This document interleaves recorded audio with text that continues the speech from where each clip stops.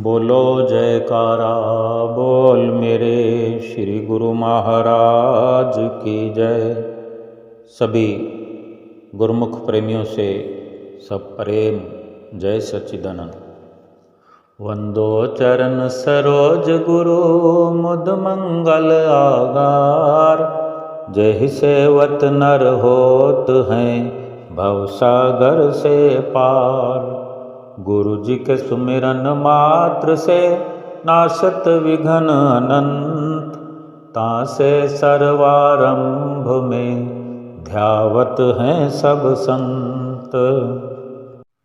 संसार में गुरुमुख ही अनुपम भक्ति प्राप्त करने के प्रयत्न में हर समय लगे रहते हैं। यूँ तो हर इंसान दुनिया का अपनी अपनी मर्जी और अपने सामर्थ्य के अनुसार भक्ति कर रहा है, करता ही है। लेकिन जो गुरुमुख प्रेमी भगवान के भक्त अनन्य हुआ करते हैं, वे अनुपम भक्ति की प्राप्ति का यत्न हर समय किया करते हैं। केवल कहने मात्र से भक्ति की प्राप्ति हो ऐसा तो संभव ही नहीं है। भक्ति में बहुत त्याग करना पड़ता है, कुर्बानी देनी पड़ती है। समय समय पर परीक्षा का अवसर भी आता है। यूँ तो सब कुछ अपने ख्यालों पर निर्भर है, अपनी सोच पर निर्भर है। दुनिया में अनेकों इंसान हैं जो अपने काम को, अपने कामों में मन के ख्याल के अनुसार लगे हुए हैं। उनकी सुरत, उनका ख्याल, उनका ध्यान मायावी धंधों में इस तरह लिप्त है कि उनको ये ख्याल ही नहीं आता कि भक्ति भी कोई चीज़ है जिसको प्राप्त करना मनुष्य का परम कर्तव्य है। ये समझ ही नहीं है। फिर भी ये कहा जाता है कि भक्ति तो हर इंसान कर रहा है, लेकिन वो भक्ति उस गुरुमुख के नज़रिए से, उसकी सोच से, उनके ख्यालों से बहुत ही निम्न स्तर की है। क्योंकि मन के मुताबिक चलने से भक्ति प्राप्त नहीं होती, बल्कि मन को समर्पित करने से भक्ति की प्राप्ति होती है। भक्ति को देने वाले सतगुरु हैं। भक्ति का दान मिलता है सतगुरु से।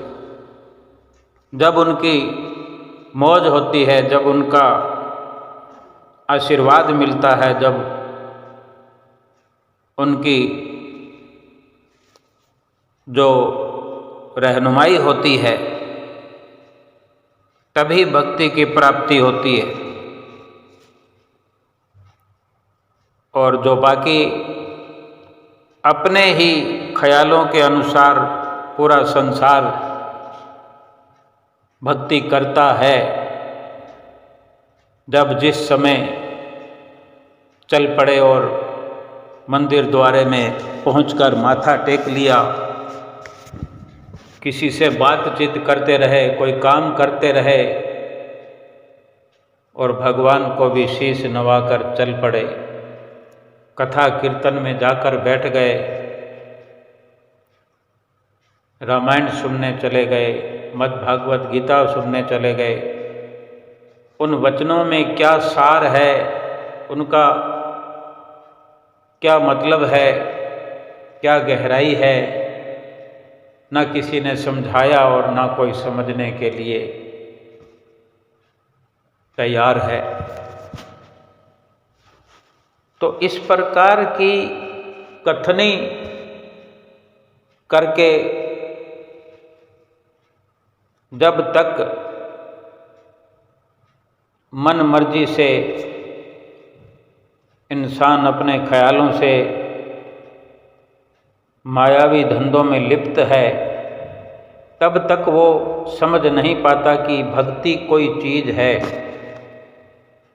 भक्ति क्या चीज़ है। भक्ति का इस मनुष्य जीवन में प्राप्त करना ही परम कर्तव्य है। संसार में रहते हुए तथा कार्य व्यवहार करते हुए हर मनुष्य दुखी व परेशान भी है। संसार में रहते हुए हर इंसान, हर मनुष्य हर प्रकार का कार्य व्यवहार करते हुए दुखी व परेशान इसीलिए है कि वो भक्ति की चाहना ही नहीं करता, भक्ति को समझा नहीं, भक्ति को समझना चाहता नहीं, भक्ति की तलब नहीं करता। हालांकि हर इंसान के, हर मनुष्य के जो इस संसार में जन्म लेकर आया है, बड़े ही ऊंचे संस्कार है, लेकिन जो भक्ति की चाहना करते हैं वो परम संस्कारी है। उनकी तुलना कोई भी नहीं कर सकता। केवल ऐसे अनन्य भक्त ही जो केवल मालिक की, सतगुरु की अनन्य भक्ति के इच्छुक हों, सही मायने में वो संस्कारी भी हैं और आगे के लिए भी भजन भक्ति की कमाई करना चाहते हैं, कर रहे हैं और अनुपम भक्ति की प्राप्ति में, भक्ति की प्राप्ति के यत्न में लगे रहते हैं। ये इंसान के कई जन्मों के शुभ संस्कार होते हैं, पूर्व जन्मों की कमाई होती है, जिससे उनके दिल में भक्ति की लगन जागरूक होती है कि मैं मालिक की भक्ति करूं। भाग्यशाली तो हर इंसान है। कई जन्मों के शुभ कर्म तो सभी के हैं, लेकिन भक्ति का एक अपना ही नजरिया है। भक्ति वाले जिनके संस्कार जन्मों जन्मांतरों से एकत्र होते रहते हैं, इसी से अपने दिल में भक्ति की लगन जागृत होती है कि मैं भक्ति की प्राप्ति करूं, मालिक की भक्ति करूं। वही सतगुरु की शरण में पहुंचते हैं और सतगुरु भी उन्हें अपने चरणों में स्थान दे करके उन पर आशीर्वाद की बरसात करते हैं,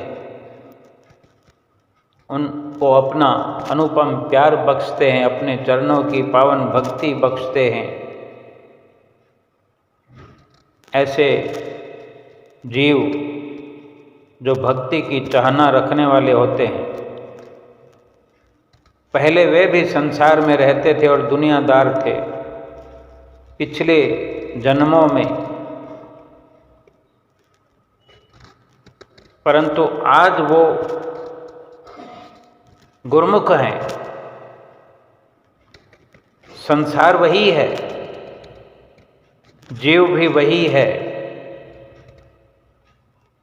लेकिन ख्यालों में तब्दीली हो गई, क्योंकि थोड़ी थोड़ी भक्ति को करते करते आज भरपूर भक्ति के ख्यालात लेकर इस जन्म में आए और सतगुरु की शरण मिली, सतगुरु की रहनुमाई मिली। संसार में रहते हुए उनके ख्यालों और गुरुमुख बनने के बाद कितना परिवर्तन आ गया। बाहरी वेशभूषा, खान पान, कार्य व्यवहार चाहे सभी का एक समान दिखाई देता है, परंतु आंतरिक तौर पर उनके ख्याल और विचार अलग अलग हुआ करते हैं। क्योंकि एक ही तरह दिखने वाले, एक साथ रहने वाले, एक परिवार में रहने वाले भी इंसान भिन्न भिन्न विचारों वाले होते हैं। सांसारिक विचारों वालों की हार्दिक और तीव्र इच्छा, लगन, धन, पदार्थ, मान, प्रतिष्ठा, संसार की उपलब्धियां प्राप्त करने की होती है, परंतु गुरुमुखों के दिल में यह इच्छा नहीं होती। उनके दिलों में एक ही लगन होती है कि सतगुरु की चरण शरण मिल गई है, नाम की बख्शिश हो गई है। अब उन्हें हर वक्त सत्पुरुषों की संगत मिले, सत्पुरुषों का सानिध्य मिले, संतों महात्माओं का उनके जीवन में हर वक्त आना जाना लगा रहे, उनके दर्शन प्राप्त हों, उनके चरणों की सेवा का सौभाग्य मिलता रहे, नाम और भजन की कमाई का शुभ अवसर मिले। यही गुरुमुखों के ख्याल हुआ करते हैं, विचार हुआ करते हैं। और कुदरत की ओर से उनके लिए ऐसा प्रबंध भी हो जाता है, जो जैसी विचारधारा रखता है, जो जैसी तलब करता है, कुदरत उसे वही अवसर प्रदान करती है। महापुरुष तो बार बार इसी बात पर जोर देते हैं। महापुरुषों की नज़र में सब एक ही प्रकार से उनकी चरण शरण में आए हुए गुरुमुख प्रेमियों को एक सा लाभ मिले, यही चाहते हैं। लेकिन अगर अपनी सोच में हम परिवर्तन न करें, अपने संस्कारों में परिवर्तन न करें, अपने ख्यालों में परिवर्तन नहीं करें, तो फिर लाभ नहीं होगा। हमारे अंतरेव तौर पर अगर संसार की लगन लगी रहे, संसार की कामनाएं पूर्ति में अगर हम लगें, तो फिर हमें लाभ नहीं होगा। देखने को बेशक एक ही प्रकार सभी एक जगह मिलजुल करके सत्संग सुनते हैं, सेवा भी करते हैं, दर्शन भी करते हैं, फिर भी लाभ सबका अलग अलग अपने सोच और अपने ख्यालों पर निर्भर करता है। महापुरुष बार बार इसी बात पर जोर देते हैं कि मनुष्य तन कीमती है, अनमोल है और दुर्लभ है, तथा मिला भी थोड़े समय के लिए है। और ये समय यदि हाथ से निकल गया तो सोचो कितना पछताना पड़ेगा। जो सुख प्राप्त करना था, जो भक्ति प्राप्त करनी थी, क्योंकि सुख तो भक्ति से ही मिलने वाला है, सुख भी नहीं पाया और ये जन्म बेकार चला गया। ना माया मिली और ना आराम। यदि एक मालिक का नाम ईश्वर की भक्ति को सामने रख ले और उसका चिंतन करे, भक्ति के लिए ही प्रयास करे, तो माया के पदार्थों की कमी नहीं रहेगी। जिस पदार्थों के पीछे, जिस संसार के पीछे रात और दिन इंसान गलतान है, जिन संसार के झूठे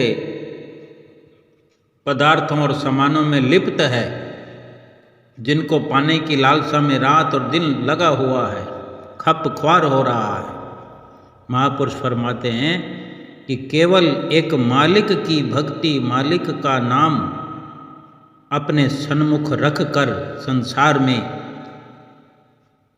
जीवन निर्वाह करे, संसार के काम भी करे, कमाई भी करे, धन भी कमाए, कुटुंब परिवार भी चलाए, लेकिन ईश्वर की, सतगुरु की भक्ति को सन्मुख रख के उसका चिंतन करता रहे। जो संत महापुरुष रास्ता बताते हैं, वही अंदर ही अंदर, अपने अंदर उन्हीं ख्यालों को पुख्ता करते हुए वही यत्न करता रहे भक्ति की प्राप्ति के लिए। तो ये संसार के सामानों, संसार के पदार्थों की, संसार की किसी भी चीज़ की फिर उस इंसान को कमी नहीं रह सकती। ये सब चीज़ें बिना मांगे, बिना चाहे उसके आजू बाजू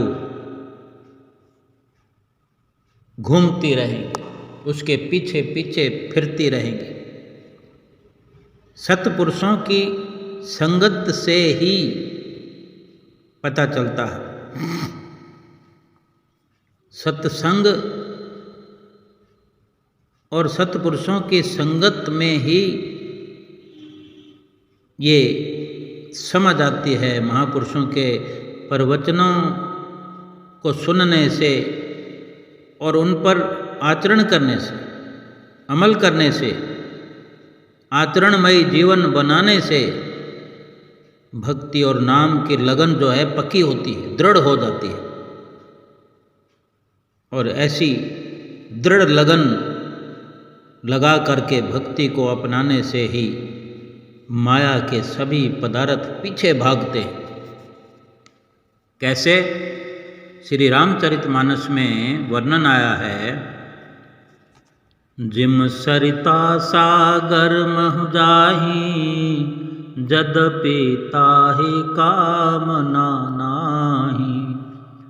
तिम सुख संपत्ति बिन ही बोलाए, धर्मशील पहि जाहि सुभाए। कितने सुंदर वचन श्री रामायण जी में वर्णन किए हैं। अनेक बार श्री रामायण के वचन इंसान सुनता है।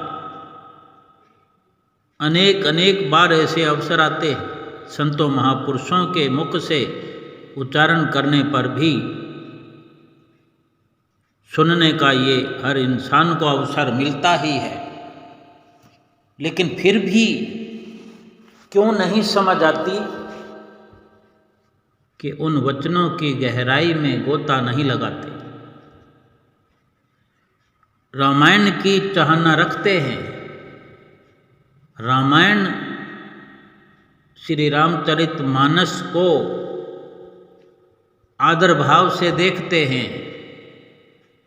उन शब्दों को जो श्री रामचरितमानस में लिखे गए हैं उनको भी आदर देते हैं। लेकिन उन आदर वाले शब्दों को, आदर वाले ग्रंथों को, आदर वाले महापुरुषों को जिन्होंने ये वचन लिखे हैं, जो ये इशारा हमें देते हैं, समझाते हैं, उनके बारे में कोई आदर का ख्याल नहीं, कोई अमली कार्रवाई नहीं, आचरण नहीं करते उन शब्दों पर। किस प्रकार माया के पदार्थ पीछे पीछे भागते हैं, वो यही कथन है जो महापुरुष इन्हीं रामायण के वचनों को संत महापुरुष वक़्त के जब अपने मुखारविंद से कथन करते हैं, फरमाते हैं और अनेक प्रकार से उदाहरण देकर हम जैसे गुरुमुख प्रेमियों को समझाते हैं तो बड़ी आसानी से समझ में आता है कि ये वचन रामचरितमानस के क्या कहते हैं कि जैसे समुद्र में अपना खुद का पानी अथाह है, संतुष्ट है, समुद्र का जो पानी है अपने आप में पर्याप्त है, उसे और दूसरे पानी की इच्छा नहीं होती। परंतु नदियों का पानी दौड़ दौड़ कर समुद्र में जाता है, नदियां दौड़ दौड़ कर समुद्र में जाती हैं, मिलना चाहती हैं, क्योंकि सभी प्रकार का पानी जैसे नदियों का, नालों का, उसी समुद्र के पानी का अंश है। इसीलिए उसी और हर प्रकार का पानी, नदियों का पानी, नालों का पानी, जो जितने भी हैं, नहरों का पानी, वो अपने अंशी से दौड़ दौड़ कर मिलने के लिए पहुंचता है, क्योंकि वहाँ विश्राम मिलता है। समुद्र में जाने के बाद कोई भी नदी फिर आगे चलती नहीं है, उसकी दौड़ खत्म। समुद्र में जो मिल गया फिर उसकी दौड़ समाप्त हो जाती है, क्योंकि वो अपने अंशी में मिलकर के सुख रूप हो गया। ये उदाहरण है हर इंसान के लिए कि इसी प्रकार जो भी भक्त है, सेवक है, जो भक्ति चाहता है उसी को भक्त जन कहते हैं। जो भक्ति की प्राप्ति करना चाहता है, मालिक की भक्ति के लिए सेवा की चाह रखते हैं, जो मालिक के साथ मिलना चाहते हैं, वो बार बार सेवा करते हैं, भजन करते हैं, आरती पूजा करते हैं, हर वक्त यही चाहना रखते हैं और फिर उन्हीं में समा जाते हैं। दुनिया की खुशी के लिए जो सेवा का त्याग नहीं करता, मालिक की भक्ति का त्याग नहीं करता, रात और दिन सतगुरु की, मालिक की, इष्ट देव की भक्ति की चाहना रखते हैं, उसी का ध्यान करते हैं, उसी की ओर आगे बढ़ते हैं, तो फिर दुनिया के सुख जो हैं अपने आप मिल जाते हैं। जिसको मालिक की भक्ति रूपी सुख मिला हुआ है, उसे संसार के सुखों की चाहना भी नहीं रहती। जब चाहना नहीं होती, पहले से वो सच्चे सुख और शांति से भरपूर होता है, वहाँ पर संसार के सुख, संसार की खुशी ऐसे भक्तों के पीछे पीछे फिरते। नाम जिसके हृदय में बसता वही सच्चा धनवान है, अमल करे जो वचनों पर वही परम विद्वान है। हित चित्त से करे चाकरी वही पुरुष प्रधान है, सजदे में आकर के झुकता उसके ये सारा कुल जहान है। कितनी विनम्रता महापुरुषों में हुआ करती है, होनी चाहिए। कोई बड़ा नहीं देखते, कोई छोटा नहीं देखते, अपने आप को विनम्र बना के रखते हैं, अपने आप को झुका कर रखते हैं। एक चतुर्थ पातशाही गुरु महाराज जी की सुंदर लीला है कि एक बार श्री चौथी पातशाही जी जब साधु वेश में थे तो किसी काम से एक भगत जी के साथ में बिजली के दफ्तर गए वहाँ पर पहले से बड़ी लंबी लाइन लगी हुई थी और इनको बड़ी जल्दी थी, काम करके वापस जाना था। तो वहाँ जाकर उस बिजली के दफ्तर में जहाँ लाइन लगी थी, वहाँ के एक चपरासी जो वहाँ बैठा था, तो चौथी पातशाही गुरु महाराज जी साधु वेश में उसके नज़दीक जाकर और उसको चपरासी को हाथ जोड़कर बोलने लगे कि हम श्री आनंदपुर दरबार से आए हैं, हमारे आश्रम का कुछ काम है, आपसे ये विनती है कि हमें लाइन में न लगना पड़े, जल्दी हमारा काम करवा दो। बड़े विनम्र भाव से, जो एक प्रयास है, बाकी तो करने कराने वाले स्वयं श्री गुरु महाराज ही थे। और ये देख कर कि साधु वेश में चौथी पातशाही गुरु महाराज जी हाथ जोड़ रहे हैं और उनके साथ जो भगत था वो देखकर हैरान हुआ और कहने लगा, महाराज जी आप एक चपरासी को हाथ जोड़ रहे हैं, इतना झुक रहे हैं, हमें तो अच्छा नहीं लगा। तो श्री गुरु महाराज जी चौथी पातशाही जी ने साधु वेश में भगत जी से कहा कि आप देखो तो सही। वो नौकर अंदर गया है, तो वो अंदर जो नौकर गया था चपरासी, वहाँ ऑफिसर को जाकर कहा कि ऐसे ऐसे कोई 2 लोग आए हैं, संत जी हैं और कहते हैं श्री आनंदपुर दरबार से आए हैं, उनका कोई काम करवाना है। तो ऑफिसर ने चपरासी से कहा कि उन महात्मा जी को अंदर बुलाओ। महात्मा जी को अंदर बुलाया और महात्मा जी ने अपना काम करवा लिया। तब श्री गुरु महाराज जी ने साधु वेश में अपने साथ वाले भगत को वचन फरमाए कि भगत जी देखा, हाथ जोड़ने से हमारा काम इतना आसान हो गया। अगर हम हाथ ना जोड़ें, ये सोचते रहें कि हमें तो लोग मत्था टेकते हैं, तो हमें लाइन में लगना पड़ता। यहाँ तो एक व्यवहारिक नज़रिया रखना जरूरी है। कितना समय हमारा बच गया केवल हाथ जोड़ने से। तब श्री गुरु महाराज जी ने फरमाया कि दरबार का काम है, हाथ जोड़ना तो एक तरफ, श्री आनंदपुर दरबार के लिए ये शरीर भी पूरा लग जाए तो भी कम है। भाव कहने का है कि अपने अंदर इतनी ऊंची लगन सेवा के लिए, अपनी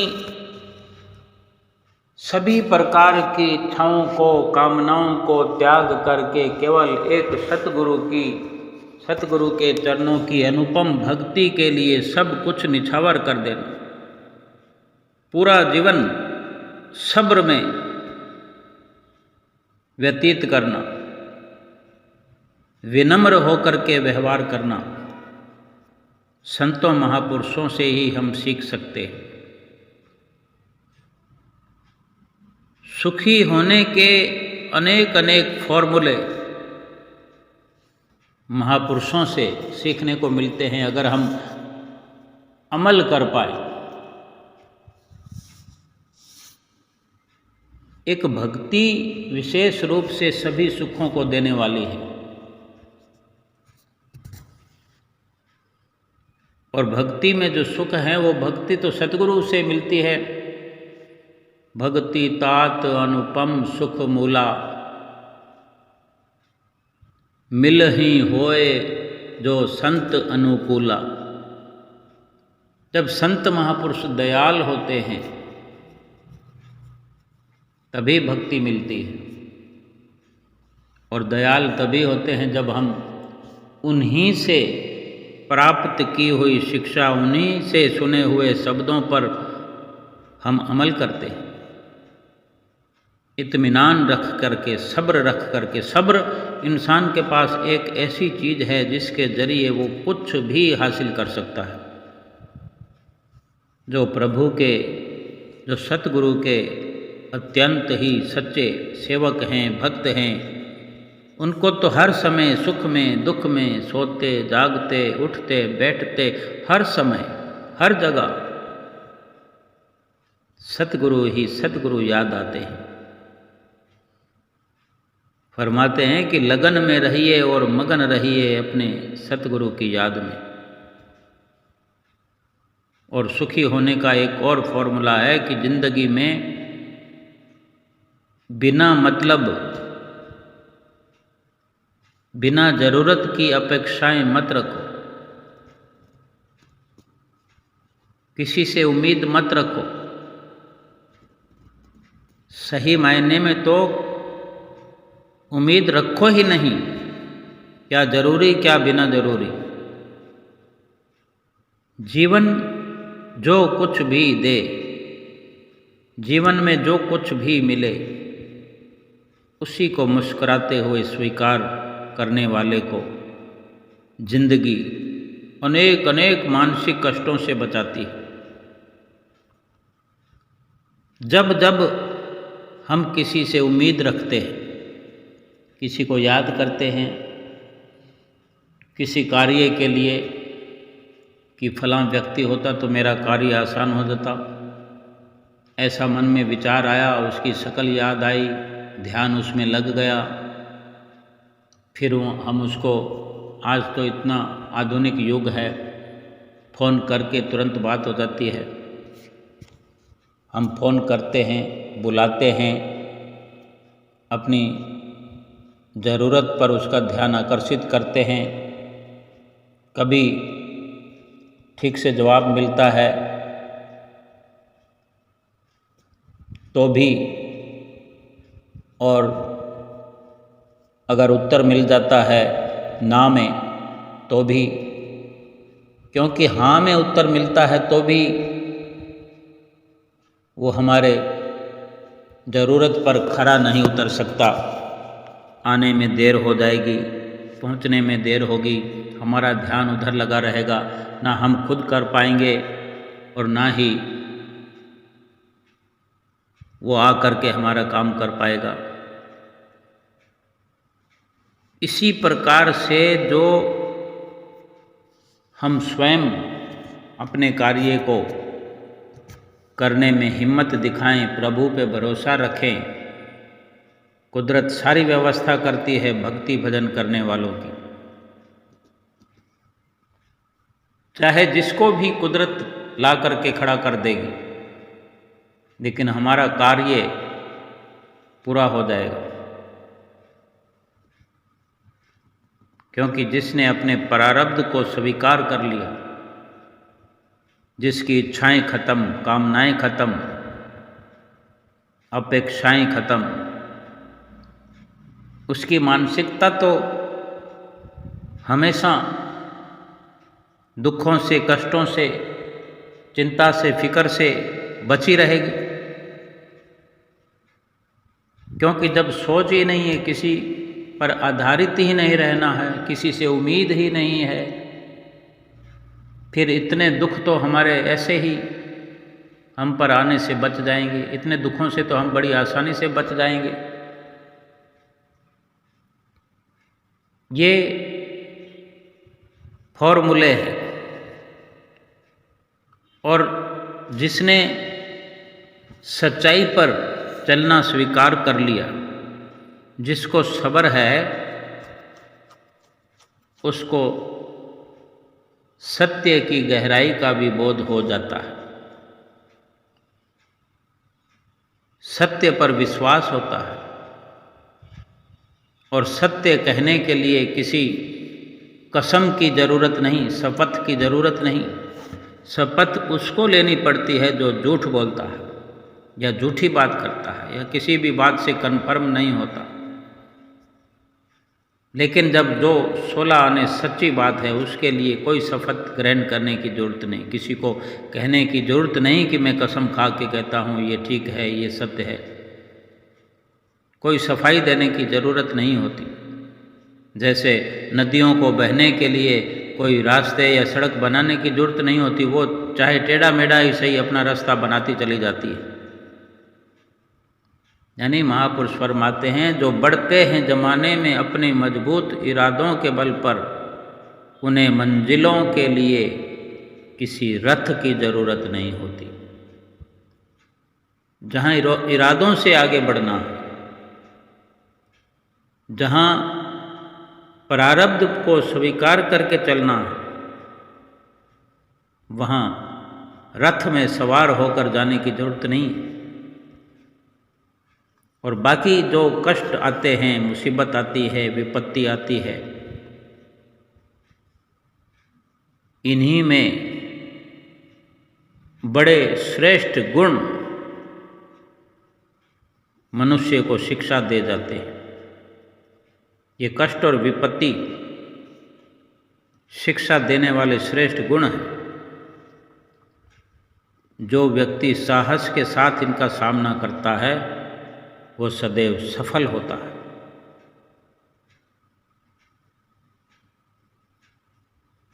हर वक्त जो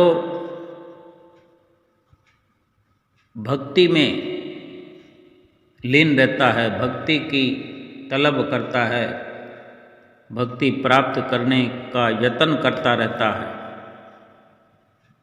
क्योंकि ये भक्ति के जो साधन हैं, जो हमें श्री गुरु महाराज जी रोज़ 5 नियमों की पालना अनिवार्य बताते हैं, 2 घंटे भजन अभ्यास करना जरूरी फरमाते हैं, ये एक भोजन है, भगवान की शक्ति का आहार है।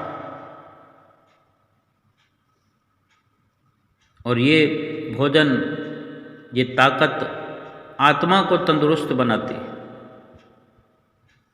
जैसे हम अतिथि को प्रसन्न करने के लिए स्वादिष्ट पकवान परोसते हैं, वैसे ही ईश्वर को रिझाने के लिए एकाग्र चित्त श्रद्धा भाव से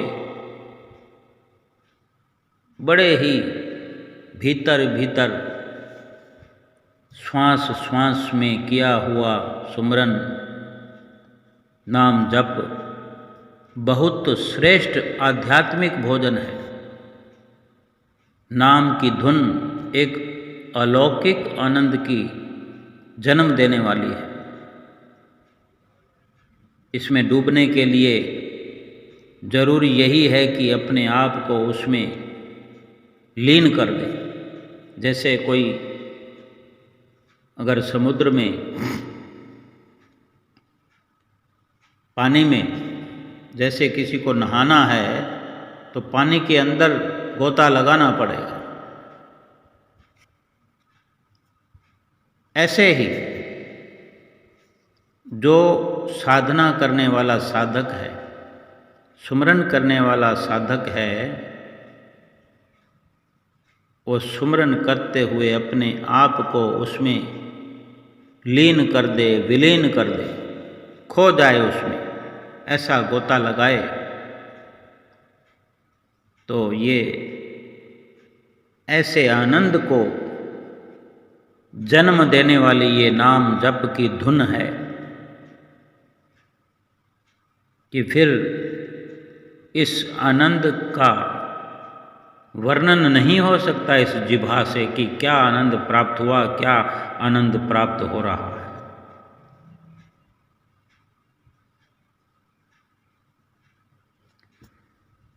सभी कुछ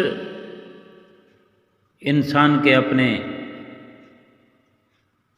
विचारों पर निर्भर है। उस प्रभु की जो कि सतगुरु के रूप में हमें मिले हैं, जो हर कदम पर हमारी रक्षा कर रहे हैं, सर्वप्रथम ये विश्वास होना चाहिए और इसी अटूट विश्वास के साथ ही सतगुरु से रिश्ता खास होना चाहिए। फिर जुबां में तारीफ के भी शब्द नहीं मिलते कि ऐसे सतगुरु की जो कदम कदम पे रक्षा करने वाले हैं उनकी तारीफ में क्या शब्द बयान करें। हर कदम पे रक्षा करने वाले सतगुरु तेरी क्या तारीफ लिखूं, कितना दिया है तुमने, कैसे मैं लफ्ज़ों में बयां करूं। सतगुरु मेरा तो इस दुनिया में अपना शरीर भी नहीं है। हे सतगुरु फिर तू ही बता कैसे सब कुछ तेरे नाम करूं। मेरे पास तो कुछ है भी नहीं, मैं क्या आपकी तारीफ करूं, क्या आपके नाम लिखूं। ये शरीर भी मेरा नहीं है। वास्तव में ये हमारे अपने विचार कि हम सतगुरु से इतना अनन्य करते हों प्यार। सतगुरु का भक्त वही है जो अपने आप को इस प्रकार मिटा कर चले, जिसके ख्यालों में ये दृढ़ता है कि ये शरीर भी मेरा नहीं है, मैं आपको क्या दे सकता हूँ। मैं अगर तारीफ भी करूँ तो ये जुबां भी तो मेरी नहीं है, आपकी दी हुई है। यानी एक ही इशारा इन बातों से भक्त का हमें मिलता है, हमें समझाइश करता है कि मेरे पास तो कुछ है ही नहीं, और जिसके पास कुछ है ही नहीं तो फिर वो कैसा अहंकार करेगा। और वही तो सतगुरु का अनन्य भक्त है। कहने को सभी भक्त होते हैं, लेकिन अनन्य भक्त वही है जो मिट कर चले। अगर गरीबी धारण करेगा तो सच्चा सुख पाएगा। सेवक को सेवा निष्काम भाव से करनी चाहिए, और ये मन में दृढ़ता रहे कि शरीर भी जब आपका है प्रभु, आपने दिया है, जितने भी साधन हैं संसाधन हैं वो सभी आपके हैं, तो मैंने किया क्या। ये आपका शरीर जो है ये अगर कुछ कर रहा है तो इसमें तो गनीमत, ये अवसर आपने दिया कि इसका जो लाभ है वो मुझे मिलने वाला है। शरीर आपने दिया, सेवा भी आपने दी, लेकिन मुझे तो वो सुख मिल रहा है जो आपकी कृपा से मिला। आपने ये शरीर बख्शा, इस शरीर को सेवा में लगाया, आशीर्वाद बख्शा, मुझे सेवा के काबिल समझा। यही दृढ़ निश्चय करते हुए सेवा करें